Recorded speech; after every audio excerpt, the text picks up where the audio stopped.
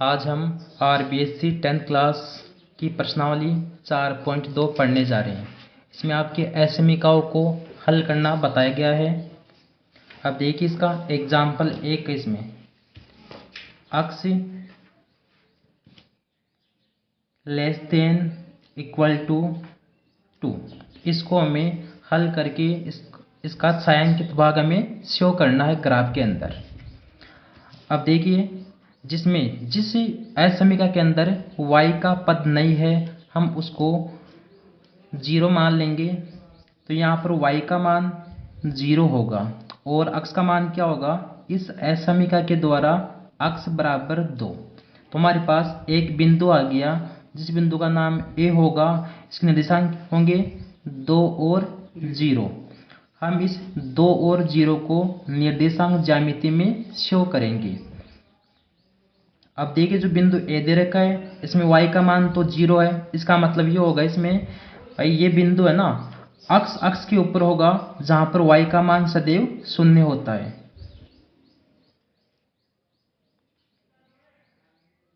यहाँ पर ये अक्ष डेश होगा, ऊपर y बिंदु होगा और नीचे y डेश होगा और बीच में हमेशा मूल बिंदु होता है। इसका मान प्लस का 1, प्लस का 2 और प्लस का 3 होगा। अक्ष डेश की ओर -1, -2, -3, y की ओर 1, 2, 3 और 4, y डैश की ओर -1, -2 और -3। अब हमें इस 2 और 0 को इस निर्देशांक ज्यामिति में शो करना है। x का मान तो 2 है और y का मान 0। 2 और 0 बिंदु कहाँ पर होगा ये अक्ष के ऊपर होगा, यानी कि यहाँ पर बिंदु होगा ये। अब इस अक्ष के ऊपर x का मान तो 2 हो गया लेकिन y का मान कितना हो गया 0 हो गया। अब हम सबसे पहले इस असमीका को संतुष्ट कराएंगे। यदि ये संतुष्ट करती है तो इसका परिबद्ध क्षेत्र मूल बिंदु की ओर बनता है। यदि इसको संतुष्ट नहीं करती है तो मूल बिंदु से विपरीत ओर बनता है। तो इसकी शर्त ये होती है, शर्त यदि 0, 0 निर्देशांक या मूल बिंदु के निर्देशांक इस असमीका को संतुष्ट करते हैं। इसमें देखो x का मान हमें केवल 0 रखना है, इसमें y पहले से 0 है तो 0 लेस देन 2। इसका मतलब ये होगा इसमें 0 सदैव 2 से छोटा होता है। इसका मतलब क्या हो गया यह असमीका मूल बिंदु को संतुष्ट करती है, संतुष्ट करती है।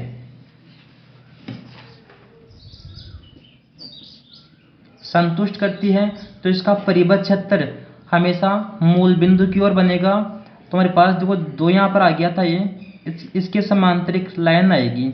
यदि इसको संतुष्ट करती है तो इसका क्षेत्रफल कहाँ बनेगा मूल बिंदु की ओर बनेगा। इस प्रकार से इस पहला एग्जाम्पल का हल हो जाएगा। अब हम इसका दूसरा एग्जाम्पल देखते हैं। 2x - 1 > 1। हमारे पास दूसरा एग्जाम्पल है 2x - y > 1 है। अब देखिए यहाँ पर सबसे पहले में यहाँ से बिंदु ज्ञात करने होते इसके। तो 2x - y इस असमीका को हम समीकरण के अंदर चेंज करते हैं। अब देख हमारे पास 2x - y बराबर 1 आ गया। इस समीकरण में सबसे पहले हम x बराबर 0 रखते हैं। तो x बराबर 0 रखने पर यह मान 0 हो गया आपसे, तो 0 - y बराबर 1। तो यहाँ से y का मान कितना होगा -1 होगा। तो हमारे पास एक बिंदु A आ गया जिसके बिंदु 0 x का मान तो 0 होगा और y का मान -1 होगा। इसी प्रकार से अब अगले स्टेप में हम y का मान 0 पुट करते इसमें। तो y बराबर 0 रखने पर अब यहाँ से देखिए इसमें 2x ये 0 बराबर 1 हो गया। तो यहाँ से 2x बराबर 1 होगा और अक्स बराबर 1/2 होगा, अर्थात 0.5 अक्स का मान होगा। तो इसका एक और बिंदु आ गया है, बी बिंदु, जिसमें अक्स का मान 0.5 और y का मान 0 आ गया है। अब हमें ए और बी दोनों बिंदुओं को निर्देशांक ज्यामिति में दर्शाना है। इसको समीकरण 1 कह दो, इसको समीकरण 2 कह दो। तो समीकरण 1 व 2 को निर्देशांक ज्यामिति में दर्शाने पर, अब देखिए निर्देशांक ज्यामिति, यहाँ पर हमेशा x अक्ष होगा, यहाँ पर x डैश अक्ष होगा, ऊपर की ओर y अक्ष होगा और नीचे की ओर y डैश। अब हम इस a और b बिंदु को निर्देशांक ज्यामिति में दर्शाएंगे। यह मूल बिंदु होगा, यहाँ पर 1 2 और 3, ये 1 है, ये 2 है, ये 3 है, और x डैश की ओर -1 -2 और -3, y की ओर 1 2 3 और y डैश की ओर -1 -2 और -3। अब सबसे पहले हम बात करते हैं जो ए बिंदु के निर्देशांक है उसको हमें ज्यामिति में शो करना है। तो 0 और -1, 0 तो यहाँ पर x का मान होगा और -1 y का मान होगा। अब देखिए इसमें ये -1 है ना, ये y डैश की ओर होगा और y अक्ष के ऊपर अक्ष का मान सदैव 0 होता है। तो 0 और -1 ये बिंदु यहाँ पर होगा। अब बिंदु B 0.5 और 0, देखिए यहाँ पर x का मान तो 0.5 है और y का मान 0 है। इसका मतलब क्या हो गया, ये जो B बिंदु है ना, ये केवल x अक्ष के ऊपर होगा।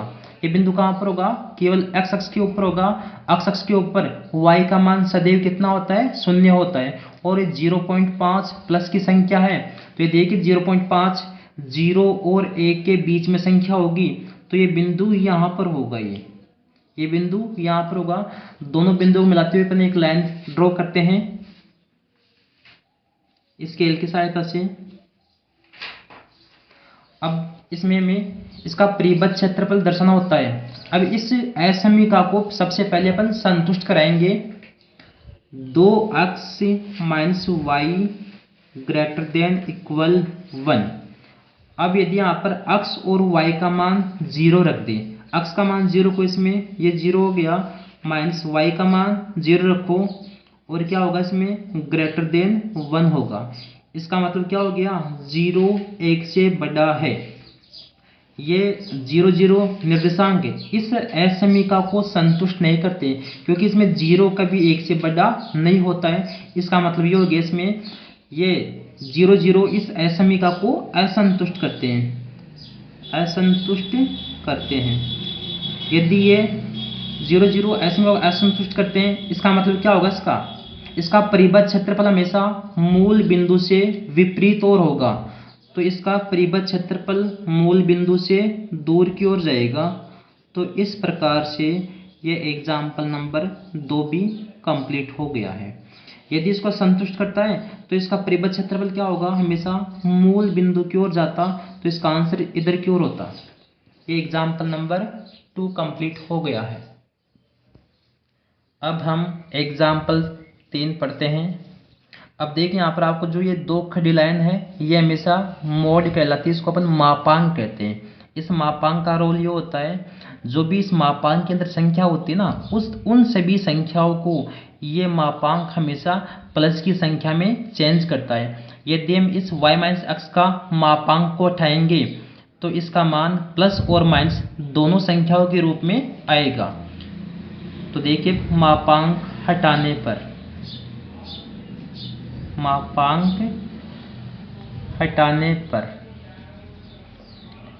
y - x < 3 होगा। ये तो समीकरण नंबर 1 आ जाएगी। एक y minus x less than equal 3 होगा। यहाँ पर नेगेटिव साइन होगा यहाँ पर, क्योंकि मापांक के अंदर संख्या पॉजिटिव भी होती है और नेगेटिव भी होती है। सबसे पहले हम समीकरण 1 कॉल करेंगे।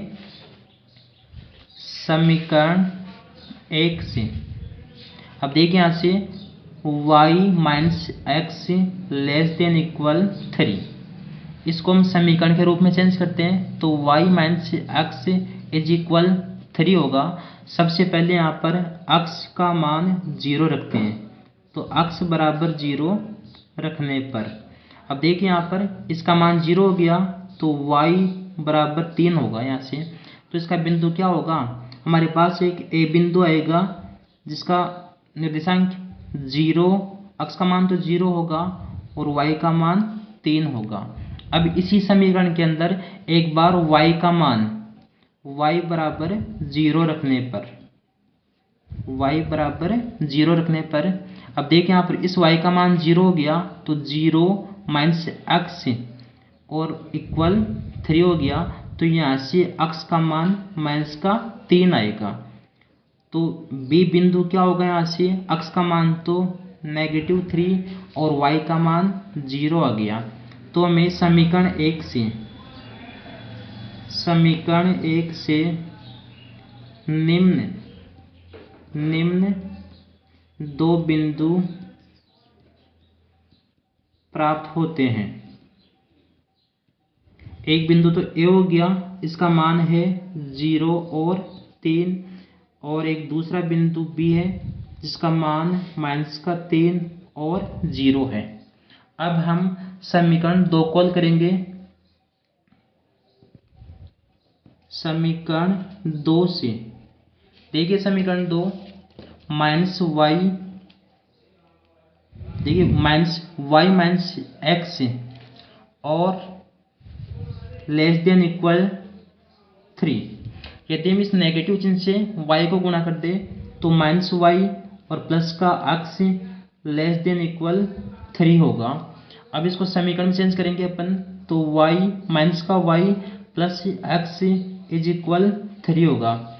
इस समीकरण में x बराबर 0 रखेंगे तो x का मान 0 रखने पर देखिए यहाँ पर x 0 हो गया तो माइनस वाई बराबर 3 होगा और यहाँ से y का मान कितना होगा, -3 होगा। तो हमारे पास एक बिंदु C आ गया, इसके निर्देशांक 0 और माइनस का 3 होगा। अब देखिए इसी समीकरण के अंदर y का मान एक बार 0 रखते हैं, तो y बराबर 0 रखने पर एक बार यहाँ पर y का मान 0 को इसमें तो 0 प्लस एक्स बराबर 3 हो गया।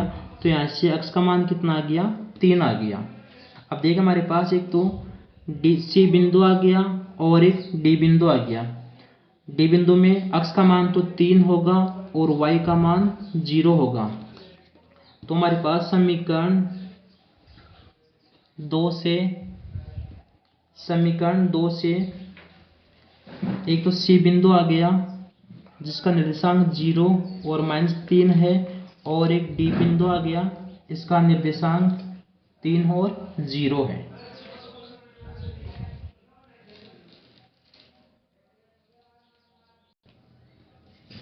अब हमारे पास दो बिंदु A व B आ गया और दो बिंदु C और D आ गया।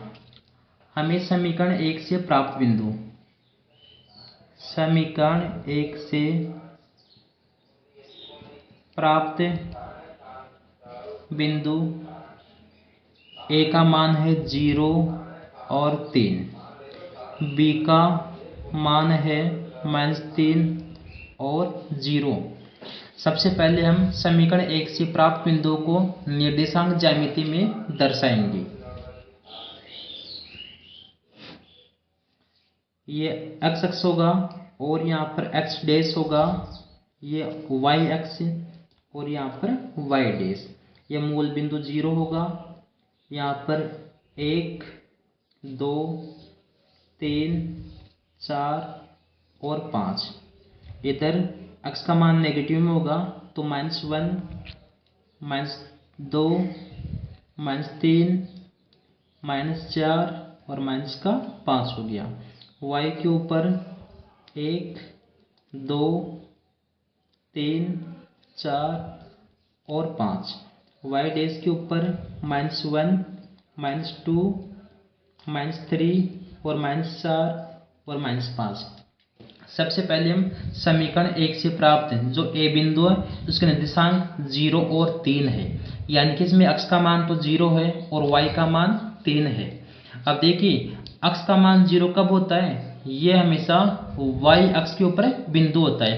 इसका मतलब क्या होगा, y प्लस का है ना, तो y के ऊपर y अक्ष के ऊपर प्लस का 3 मान, ये प्लस का 3 होगा, तो इस अक्ष के ऊपर यानी कि y अक्ष के ऊपर अक्ष हमेशा 0 होता है, तो हमने एक बिंदु को दर्शा दिया 3 के द्वारा। b बिंदु इसका -3 और 0। अब यहाँ पर x का मान तो -3 है और y का मान 0 है। इस b बिंदु का मतलब ये होगा इसमें भाई ये बिंदु x अक्ष पर होगा और जहाँ पर y का मान सदैव कितना होगा, 0 होगा, तो ये बिंदु हमेशा y डैश की ओर होगा ये, तो -3 हो गया। इन दोनों को मिलाते हुए अपन स्केल से एक लाइन खींच देंगे।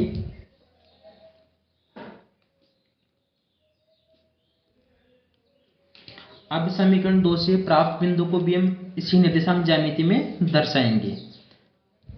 फिर समीकरण 2 से प्राप्त बिंदु एक तो c है, इसके निर्देशांक 0 और -3 है। एक d बिंदु है, इसका मान 3 और 0 है। सबसे पहले अपन c को दर्शाएंगे, तो c का मान 0 और -3, यानी कि इसमें x का मान 0 है और y का मान -3 है।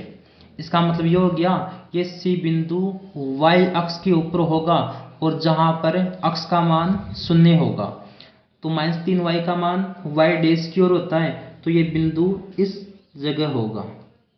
अब d बिंदु, जहां पर देखो d बिंदु में x का मान तो +3 है और y का मान 0 है।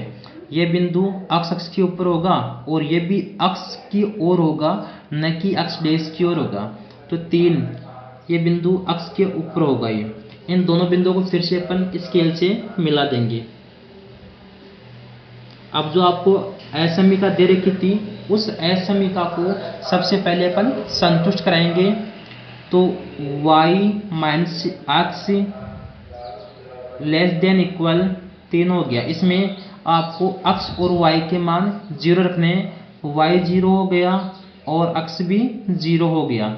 यहाँ से केवल अपन इस इक्वल को हटा देंगे, तो लेस देन 3 का यूज करेंगे इसमें, तो 0 3 से छोटा है।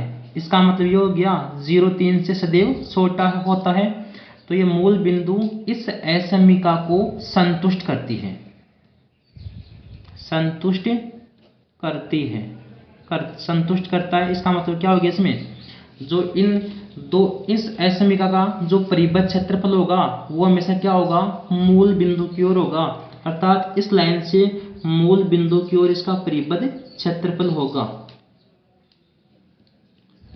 और इसी प्रकार से इस रेखा के लिए भी क्या होगा, इसमें मूल बिंदु की ओर परिबद्ध क्षेत्रफल इसका होगा। तो इस प्रकार से एग्जाम्पल तीसरा भी कंप्लीट हो गया है। अब आपको 4.2 प्रश्नावली को हल करना है। यदि आपको मेरा वीडियो पसंद आया हो तो इसको लाइक करें, सब्सक्राइब करें और कमेंट्स करें। मैं इंजीनियर लालचंद कुमावत प्रश्नावली 4.2 को हल करना है। जो मैंने आपको एग्जाम्पल करवाए हैं उसी प्रकार से इन्हीं प्रश्नावली को हल करना है। 4.2 प्रश्नावली पूरी करनी है। धन्यवाद।